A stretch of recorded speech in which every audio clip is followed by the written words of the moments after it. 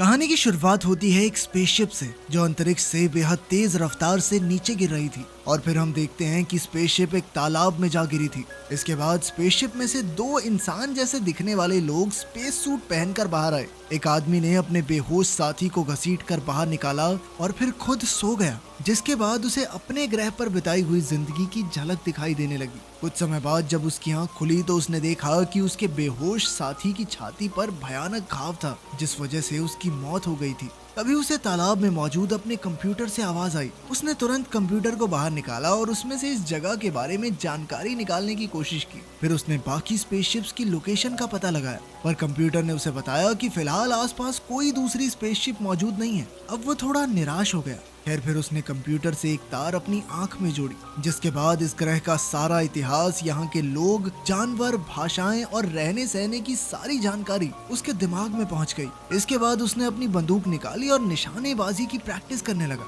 फिर शाम को उसने अपने मरे हुए साथी के लिए कब्र खोद कर उसे दफना दिया। अब इस आदमी का मिशन था सिर्फ अपनी बंदूक के सहारे इस घने जंगल से सही सलामत बाहर निकलना और अपने ग्रह पर वापस जाना। काफी देर चलने के बाद वो एक भारी भरकम व्हेल की लाश के सामने पहुंचा और वो समझ गया कि ये काम किसी इंसान का नहीं है। उसने देखा कि वो एक गांव में पहुंच गया था, लेकिन वो पूरा गांव किसी भयंकर हादसे में एकदम तबाह हो गया था। तभी उसे एहसास हुआ कि कोई उस पर नजर रखे हुए है और वो तुरंत भाग निकला, लेकिन जल्द ही एक घुड़सवार उसके पीछे पड़ गया। उसने इस आदमी पर हमला करके उसे बेहोश कर दिया और साथ ही उसकी बंदूक भी नदी में गिर गई। अब इस आदमी को बेहोशी की हालत में बंदी बनाकर वाइकिंग्स के एक गांव में लाया गया, जो चारों ओर से लकड़ी की दीवारों से घिरा हुआ था। इसके बाद हम इस गांव के राजा रॉथकर को देखते हैं, जो अपनी बेटी फ्रेया के साथ तलवारबाजी का अभ्यास कर रहा था। इसी दौरान फ्रेया ने अपने पिता से कहा कि वो वुल्फ्रिक से शादी हरगिज नहीं करेगी। तभी अचानक गलती से फ्रेया के कंधे पर चोट लग गई तो राजा ने उसकी मरहम पट्टी की। तभी वुल्फ्रिक वहां आया, पर उसकी अजीब बातें सुनकर फ्रेया वहां ज्यादा देर तक रुकी नहीं और बाहर चली गई। खैर फिर वुल्फ्रिक ने राजा को खबर दी कि पास के गांव पर भयानक हमला हुआ है। पूरा गांव खून से सना हुआ है, लेकिन वहां उन्हें एक भी लाश नहीं मिली। इसके बाद उन्होंने एक आदमी को पकड़ा, मगर वो इस इलाके का नहीं लगता। अब हम देखते हैं कि उस आदमी को पूरे गांव के सामने बंदी बनाकर खड़ा कर दिया गया और सब हंसकर तमाशा देख रहे थे। खैर फिर वुल्फ्रिक उस आदमी को पूछताछ के लिए कमरे में घसीट लाया। वुल्फ्रिक ने उसका नाम पूछा तो उस आदमी ने कहा कि उसका नाम कीनन है। कीनन ने उसे झूठ कह दिया कि वो उत्तर दिशा के इलाके से यहाँ पर ड्रैगन्स का शिकार करने आया है, लेकिन किसी ने उसकी बात पर यकीन नहीं किया, क्योंकि उन्हें लगता था कि साथ के गांव की तबाही के पीछे कीनन का हाथ है। अब कीनन ने वहां से भागने की कोशिश की, मगर वाइकिंग्स बहुत ताकतवर थे। बाद में जब वो अकेला कैद था तो उसने बेहद गर्म लोहे के सरिये से अपनी जंजीर तोड़ने की कोशिश की, लेकिन तभी फ्रेया वहां आ पहुंची।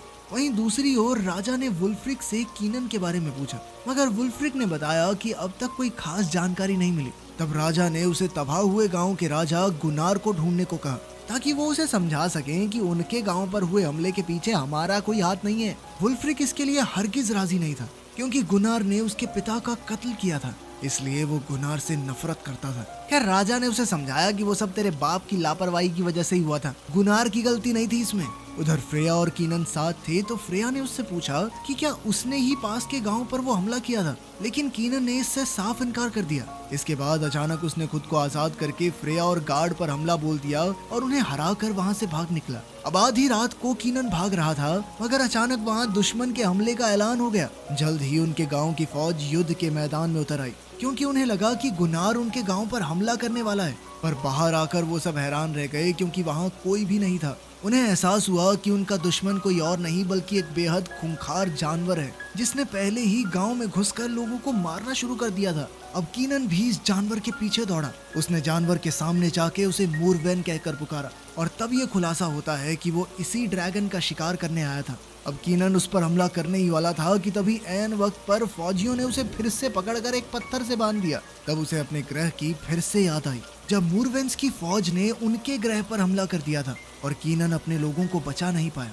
खैर फिर अगले दिन हम देखते हैं कि एक छोटे से गरीब बच्चे ने कीनन को अपनी ब्रेड का छोटा सा हिस्सा दिया। वहीं दूसरी ओर गांव वाले ये पता लगाने की कोशिश कर रहे थे कि कल रात किस भयानक जानवर ने उन पर हमला किया था। फिर वो कीनन को राजा के सामने लाए तो राजा ने कीनन से इस ड्रैगन के बारे में पूछा। तब कीनन ने उन्हें बताया कि इस ड्रैगन का नाम मोरवेन है और इसने कीनन के ग्रह के लोगों पर भी हमला किया था। मोरवेन अक्सर अपने शिकार को रोशनी से आकर्षित करते हैं और फिर उसे बुरी तरह मार डालते हैं। असलियत तो ये थी कि मोरवेन के पास गायब होने की ताकत है और वो कीनन की स्पेसशिप में ही छुपकर यहाँ पहुंचा था और तब से ही वो चारों ओर तबाही मचा रहा है। ये सुनकर गांव वाले तो कीनन को फांसी देने को तैयार हो गए, क्योंकि उसी की वजह से धरती पर इतनी बड़ी मुसीबत आई थी। मगर राजा ने जैसे तैसे उन्हें रोका। फिर कीनन समझ गया कि वाइकिंग्स अपने लोगों की रक्षा के लिए मोरवेन का शिकार करने के लिए जरूर जाएंगे, इसलिए उसने राजा से गुजारिश की कि वो भी उनके साथ मोरवेन को पकड़ने जाना चाहता है। इस पर राजा मान गया और जैसे ही वो बाहर निकले तो अचानक फ्रेया ने उसे मुक्का मारकर कल रात का बदला लिया। खैर, इसके बाद वो सब गांव से बाहर मोरवेन को ढूंढने निकल पड़े। तब रास्ते में राजा ने कीनन से बातचीत करनी शुरू की। उसने कहा कि अगर उन्होंने मोरवेन को अभी नहीं रोका तो यहाँ भी वही हाल होगा जो कीनन के ग्रह पर हुआ था। तब वुल्फ्रिक ने सबको खबर दी कि आसपास कई सारी लाशें मिली हैं। उसने कहा कि उन्हें छोटे छोटे ग्रुप बनाकर अलग अलग दिशाओं में मोरवेन की तलाश करनी चाहिए, लेकिन कीनन ने कहा कि सबके साथ रहने में ही भलाई है। मगर राजा नहीं माना और उसने कहा कि दो दो लोगों का जोड़ा अलग अलग दिशाओं में जाएगा। जब राजा और बोरोमिर नाम का सेनापति अपने रास्ते गए तो अचानक ऊपर से एक घोड़े का कटा हुआ सर उनके सामने आ गिरा। वहीं दूसरे सिपाहियों को एक गुफा के बाहर गली सड़ी लाशें मिली और तभी उनके सामने एक भयानक दृश्य आया। उन्हें गुफा से किसी के चिल्लाने की आवाज आई तो बाकी फौज भी वहां आ पहुंची और वो सब तुरंत गुफा में घुसे, जहां उनका सामना एक वहशी भालू से हुआ। पूरी गुफा लाशों के ढेर से भरी हुई थी। ये उसी तबाह हो चुके गांव के लोग थे, तो सबको लगा कि सबके पीछे जरूर इस भालू का हाथ होगा। उन्होंने भालू पर हमला कर दिया और अंत में कीनन ने अपनी तलवार से उसका काम तमाम किया। तब कीनन की बहादुरी से खुश होकर राजा ने उसे अपनी कैद से रिहा कर दिया। इसके बाद शाम को पूरे गाँव ने भालू की मौत का जश्न मनाया। कीनन भी इस जश्न में आम गांव वालों की तरह कपड़े पहनकर शामिल हुआ। उसे देखते ही सबने खुली बाहों से उसका स्वागत किया और राजा ने उसे अपने साथ बैठाकर खाना भी खिलाया। तभी कीनन के सामने वही गरीब बच्चा आ गया जिसने कीनन को अपनी ब्रेड का हिस्सा दिया था। तो कीनन ने उसका एहसान चुकाने के लिए उसे अपनी तलवार तोहफे में दी।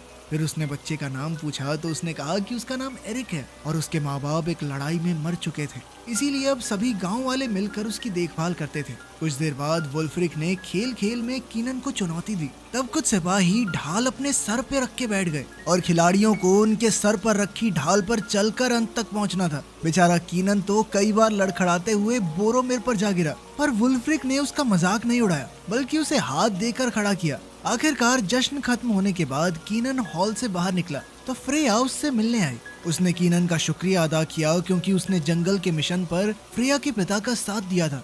लेकिन कीनन ने कहा कि सच तो ये है कि लोगों की जान लेने वाला वो जानवर मोरवेन है, ना कि कोई भालू, और वो किसी भी समय वापस आ सकता है। अभी अचानक हम देखते हैं कि गुनार की फौज ने उनके गांव पर हमला बोल दिया था। दोनों ओर से जबरदस्त तलवारबाजी चल रही थी, जिसमें कीनन और फ्रेया भी शामिल हो गए और उन्होंने कई दुश्मनों को मार गिराया। इधर गुनार ने राजा को घेर लिया था और वो उसका काम तमाम करने ही वाला था कि ऐन वक्त पर कीनन ने राजा की जान बचाई। अब कीनन और गुन्नार के बीच भयंकर लड़ाई होने से पहले ही गुन्नार के सिपाही उसे खींचकर पीछे ले आए, क्योंकि वो जानते थे कि गुन्नार कीनन के सामने नहीं टिक पाएगा।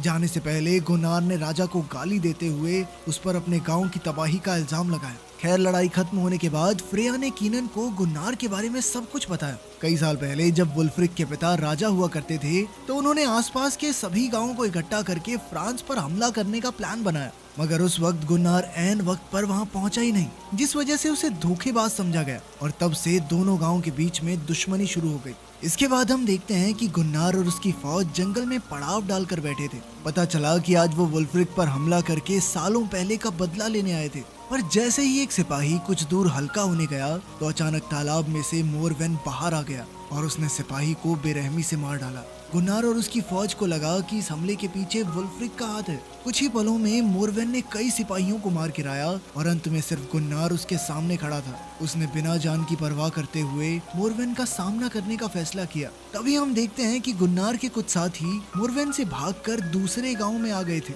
और वो उनसे अपनी जान बचाने के लिए गेट खोलने की भीख मांगने लगे। जब वुल्फ्रिक ने गुन्नार के आदमियों को फिर से गांव में देखा तो उसे लगा कि ये जरूर उनकी कोई चाल है, इसीलिए उसने अपने सिपाहियों को हमला करने का आदेश दिया। लेकिन कुछ ही पलों में गुन्नार वहां दौड़ता हुआ पहुंचा। वो एक बार के लिए मोरवेन से जैसे तैसे अपनी जान बचाकर भाग आया था। वो भी अब साथ वाले गांव से मदद मांगने के इरादे से ही आया था। मगर वुल्फ्रिक के सिपाहियों ने लगातार तीर चलाकर गुन्नार के सभी साथियों को मार डाला। अंत में सिर्फ गुन्नार जिंदा बचा तो कीनन ने फौजियों को जैसे तैसे रोका और गांव के दरवाजे खुलवाए ताकि गुन्नार अंदर आ सके। गुन्नार के अंदर आते ही वुल्फ्रिक उसकी जान लेने को तैयार हो गया, पर तभी सबकी नजर जंगल में जगमगा रही नीली रोशनी पर पड़ी। रोशनी एक आदमी को बुरी तरह नोचकर खा रही थी। कुछ ही पलों में नीली रोशनी लाल हो गई, जिससे मॉर्विन का असली भयानक रूप सबके सामने आ गया और वो जंगल में भाग गया। अब सभी लोगों को समझ आ गया था कि इन जानलेवा हमलों के पीछे किसी भालू का नहीं, मॉर्विन का ही हाथ है। इसके बाद ग्रेट हॉल में राजा ने सबको इकट्ठा किया, जहां गुन्नार और वुल्फ्रिक अब भी एक दूसरे के खिलाफ ही खड़े थे। गुन्नार ने बताया कि जब उसने मॉर्विन पर अपनी तलवार चलाई तो ऐसा लग रहा था मानो वो किसी पत्थर की दीवार को मार रहा हो। तब कीनन ने बताया कि मॉर्विन को खुले इलाके में मारने की कोशिश करना बेहतर है, इसीलिए उन्हें मॉर्विन को पकड़ने के लिए जाल बिछाना होगा। मगर वुल्फ्रिक इसके लिए राजी नहीं था। उसने कहा कि कीनन उनके ग्रह का आदमी नहीं है, इसलिए उसकी बात नहीं माननी चाहिए। तब कीनन ने गुस्से में कहा कि 2 रुपए का दिमाग तो है नहीं तेरे अंदर, सारे अंदाजे गलत होते हैं तेरे। पहले कहा कि भालू ने हमला किया, फिर इस बेचारे गुन्नार की पूरी फौज मरवा दी बिना बात के। अचानक वो दोनों हाथापाई पर उतर आए, पर राजा ने उन्हें छुड़ाया। फिर उसने कीनन की बात मानकर कहा कि मॉर्विन को पकड़ने के लिए जैसा वो कहेगा वैसा ही होगा। फिर अगले दिन लोगों ने गांव के बाहर जाल बनाने का काम शुरू कर दिया। उन्होंने कई मीटर गहरा खड्डा खोदा और उसे बाहर से ढक दिया ताकि वो आम झोपड़ी जैसा लगे। इसके बाद उन्होंने गड्ढे में कई पोल्स खड़े किए और उसे पूरी तरह से तेल से भर दिया। असल में कीनन मॉर्विन को इस गड्ढे में लाकर उसे आग में जलाकर राख करने का प्लान बना रहा था। आखिरकार सारा काम खत्म होने के बाद राजा ने कीनन को अपने यहाँ नौकरी दे दी और इसी के साथ कीनन भी उनके गांव का हिस्सा बन गया। इसके बाद हम देखते हैं कि कल रात को जिन सिपाहियों पर मॉर्विन ने हमला किया था उनमें से एक की आंख खुली और उसने देखा कि वो चारों ओर लाशों से घिरा हुआ था, मगर उसी समय मॉर्विन ने उसे भी बेरहमी से मार डाला। वहीं दूसरी ओर कीनन और फ्रेया उसकी झोंपड़ी में बैठकर सूप पी रहे थे तो कीनन ने अपनी जिंदगी का असली सच बताया। उसने कहा कि उसके ग्रह के लोग पूरे ब्रह्मांड पर राज करना चाहते हैं।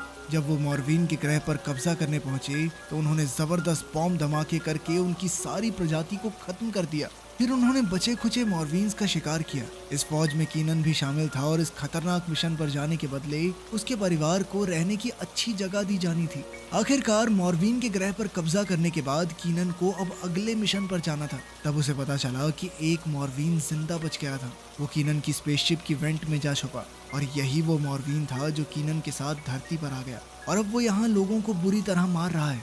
कीनन को लगता था कि इस सब का जिम्मेदार वो खुद है, पर फ्रेया ने उसे समझाया कि इसमें उसकी कोई गलती नहीं। फिर उसने कीनन को अपनी खानदानी तलवार दी ताकि वो इससे मॉर्विन का खात्मा करके धरती के लोगों की रक्षा कर सके। आज रात वो लोग गुन्नार की मदद के साथ मॉर्विन के जाल में फंसने वाले थे। फौजियों ने गांव के दरवाजे खोले और फिर वुल्फ्रिक और कीनन बाहर निकलकर मॉर्विन के आने का इंतजार करने लगे। उन्हें अंधेरे में ज्यादा दिखाई नहीं दे रहा था, इसलिए कीनन ने एक जलती हुई मशाल जंगल की ओर फेंक दी और तभी उन्होंने देखा कि मॉर्विन तो बिल्कुल उनके सामने खड़ा था। तभी अचानक एक पादरी उसके सामने आकर खड़ा हो गया और उसने मॉर्विन को भगवान के नाम पर वापस लौट जाने को कहा, लेकिन मॉर्विन ने एक ही झटके में उसका सर धड़ से अलग कर दिया। ये देखकर वुल्फ्रिक और कीनन तुरंत भाग निकले ताकि मॉर्विन उनके पीछे आकर जाल में फंस जाए। आखिरकार उनका प्लान कामयाब रहा और मॉर्विन गड्ढे में जा गिरा, मगर बदकिस्मती से वुल्फ्रिक का भी पैर फिसल गया और वो भी गड्ढे में गिर गया। तभी अचानक बाहर के दरवाजे भी बंद हो गए, जिससे वुल्फ्रिक अंदर ही फंस गया। इधर निशानेबाज सिपाही गड्ढे में आग का तीर मारकर धमाका करने ही वाले थे कि ऐन वक्त पर कीनन ने वुल्फ्रिक को छोटी सी जगह से बाहर निकाल लिया। उसी पल गड्ढे में जबरदस्त धमाका हो गया, जिसे देखकर सभी हैरान रह गए। तभी हम देखते हैं कि औरतों के झुंड के पीछे से एक नया मॉर्विन बाहर निकल आया। शायद ये उस बड़े मॉर्विन का बच्चा था। उसे देखते ही चारों ओर अफरा तफरी मच गई, मगर फ्रेया ने खुद उसका सामना करने का फैसला किया। जल्द ही उसके पिता उसकी मदद करने के लिए आए, मगर मॉर्विन ने एक ही झटके में उन्हें पछाड़ दिया। तभी अचानक गड्ढे वाला मॉर्विन भी जलते हुए बाहर कूद पड़ा और उसने बेहद गुस्से में आम लोगों पर हमला बोल दिया। वुल्फ्रिक और कीनन ने मिलकर उसका मुकाबला करने की कोशिश की, मगर वो दोनों भी उसके सामने टिक नहीं पाए। तब गुन्नार उनकी मदद के लिए आया, लेकिन मॉर्विन ने अपनी पूंछ के एक ही वार से उसका सर धड़ से अलग कर दिया और फिर से जंगल की ओर भाग गया। उसी वक्त एरिक ने कीनन को खबर दी कि एक और मॉर्विन भी है जिसका सामना फ्रेया अकेले कर रही है। कीनन तुरंत उसकी मदद के लिए दौड़ा, पर वहां पहुंचकर उसने देखा कि फ्रेया अपने पिता की लाश गोद में लेकर रो रही थी। तब कीनन ने उसे हौसला दिया। फिर अगले दिन हम देखते हैं कि सभी गांव वाले मॉर्विन के डर से गांव छोड़कर जा रहे थे। एरिक ने कीनन से कहा कि वो उसके साथ गांव में ही रुकना चाहता है, पर कीनन ने उसे समझाया कि ये इलाका अब सुरक्षित नहीं है, इसलिए उसे बाकी गांव वालों के साथ कश्ती में बैठकर चले जाना चाहिए। उसने एरिक से वादा किया कि वो फिर से जरूर मिलेंगे। फिर कीनन वुल्फ्रिक के पास गया। राजा की मौत के बाद अब अगला राजा वुल्फ्रिक ही था, मगर वो चारों ओर तबाही देखकर काफी निराश हो चुका था। पर फिर कीनन ने उसका हौसला बढ़ाते हुए कहा कि वो दोनों मिलकर मॉर्विन का काम तमाम करके रहेंगे, ताकि गांव वाले एक बार फिर से खुशहाली से रह पाएं। फिर कीनन ने बोरोमीर को नए हथियार बनाने का जिम्मा सौंपा। इसके बाद वो फ्रेया और वुल्फ्रिक के साथ उस तालाब पर गया जहां उसकी स्पेसशिप क्रैश हुई थी, और फिर पानी की गहराइयों में जाकर उसने अपने काम की चीजें ढूंढी। इसी दौरान अचानक उसने एक मॉर्विन को तालाब में देखा, तो वो तुरंत पानी से बाहर आ गया। मगर जिस बोट से वो आई थी वो तो एकदम टूटी हुई थी। उस पर वुल्फ्रिक बेहोश पड़ा था और फ्रेया का कोई नामो निशान ही नहीं था। उधर बोरोमीर एक नया भाला बनाने में जुटा हुआ था। जल्द ही कीनन वहां आया और उससे भाला लेकर एक कुयान में घुस गया, जहां जमीन के नीचे एक खुफिया रास्ता जाता था। उसके साथी भी उसके पीछे आए और वो धीरे धीरे आगे बढ़ने लगे। वहीं दूसरी ओर किसी गुफा में फ्रेया की आंख खुली तो वो बुरी तरह घबरा गई, क्योंकि वो लाशों के ढेर में पड़ी थी। जैसे ही उसने यहाँ से भागने की कोशिश की तो मॉर्विन उसके सामने आ गया, पर तभी उसे कीनन और उसके साथियों के आने की भनक लग गई और वो फ्रेया को छोड़कर उन्हें ढूंढने लगा। उधर कीनन और उसके साथी गुफा में घुस चुके थे, जहाँ उनके सामने उबलते लावा से भरा हुआ गड्ढा था। जल्द ही मॉर्विन ने उन पर हमला कर दिया। तब कीनन और उसके साथी भी अपनी जान की परवाह न करते हुए उसका सामना करने लगे। उन्होंने छोटे वाले मॉर्विन का खात्मा किया, पर इसी दौरान दूसरे मॉर्विन ने बोरोमीर को मार डाला। उधर फ्रेया भी उठी तो एक जख्मी मॉर्विन उसके सामने आ गया। वो अब देख नहीं पा रहा था और सिर्फ आवाज के जरिए फ्रेया को ढूंढने की कोशिश करने लगा। वहीं कीनन और वुल्फ्रिक दीवार की दूसरी ओर से फ्रेया को आवाजें दे रहे थे। तब उनकी आवाज सुनकर मॉर्विन ने उसी जगह हमला कर दिया और फ्रेया ने ऐन वक्त पर कूदकर अपनी जान बचाई। अब हमले से दीवार में एक छोटा सा छेद हो गया था और फ्रेया को कीनन तक पहुंचने के लिए इसके ऊपर जाना था, लेकिन ये छेद बेहद छोटा था, इसलिए कीनन ने फ्रेया को भाला दिया और फ्रेया ने जबरदस्त वार से मॉर्विन को मार गिराया। आखिरकार फ्रेया और कीनन एक बार फिर से एक दूसरे के साथ थे, मगर खुश होने की बजाय वो गुफा में मौजूद लाशों का ढेर देख रहे थे, जिससे उन दोनों का खून सूख गया। तभी उन्हें मॉर्विन के आने की आवाज सुनाई दी और वो भागे, और तब मॉर्विन ने वहां आकर देखा कि उसका बेटा मर चुका था, तो वो गुस्से से भरकर कीनन और उसके साथियों के खून की प्यासी हो गई। उधर वुल्फ्रिक, कीनन और फ्रेया गुफा में दौड़ते हुए एक पहाड़ी की चोटी पर आ पहुंचे, मगर यहाँ से निकलना बेहद मुश्किल था, क्योंकि पहाड़ी पर उनके पैर फिसल रहे थे। फ्रेया ने उतरने की कोशिश की, मगर उसका पैर फिसला और ऐन वक्त पर कीनन ने उसका हाथ पकड़कर उसे बचाया। इधर मॉर्विन ने अचानक वहां आकर वुल्फ्रिक पर जानलेवा हमला कर दिया। फिर मॉर्विन ने वुल्फ्रिक को उठाकर कीनन की ओर फेंक दिया और वापस गुफा में घुस गया। कीनन अपनी तलवार लेकर उसके पीछे गया तो उसने मॉर्विन की टांग काट डाली। उसने अपने सामने खून बहता देखा और तभी हम देखते हैं कि मॉर्विन पीछे से कीनन पर झपटने वाला था। तभी ऐन वक्त पर फ्रेया ने पीछे से मॉर्विन पर हमला कर दिया और कीनन ने उसी वक्त मुड़कर मॉर्विन पर लगातार हमले किए, मगर मॉर्विन उसे घसीटता हुआ पहाड़ी की चोटी तक ले आया, जबकि फ्रेया उसे पीछे से पकड़े हुए थी। कीनन ने अपनी तलवार उठाकर एक आखिरी हमले से मॉर्विन का हाथ काट डाला, जिससे वो गहरी खाई में जा गिरा। इसके बाद वो दोनों वुल्फ्रिक के पास गए, जो बुरी तरह से जख्मी था। उसने पूछा कि क्या मॉर्विन मर गया है, जिस पर फ्रेया और कीनन ने हामी भरी। अब वुल्फ्रिक को कीनन की बहादुरी पर खूब नाज हुआ। आखिरकार मरते हुए वुल्फ्रिक ने अपना लॉकेट कीनन के हाथ में दे दिया, जिसका मतलब ये था कि वुल्फ्रिक के बाद अब कीनन अगला राजा होगा। इसके बाद उन्होंने सभी गांव वालों को मॉर्विन के खात्मे की खुशखबरी दी और फिर कीनन ने फ्रेया को चुन लिया। फ्रेया से शादी करके कीनन गांव का नया राजा बन गया और उसने एरिक को गोद ले लिया। धरती पर अपने नए परिवार के साथ अब कीनन हमेशा के लिए यहीं रुक गया। अगर वीडियो पसंद आई तो लाइक कर देना, चैनल को सब्सक्राइब कर देना। मिलते हैं अगली वीडियो में।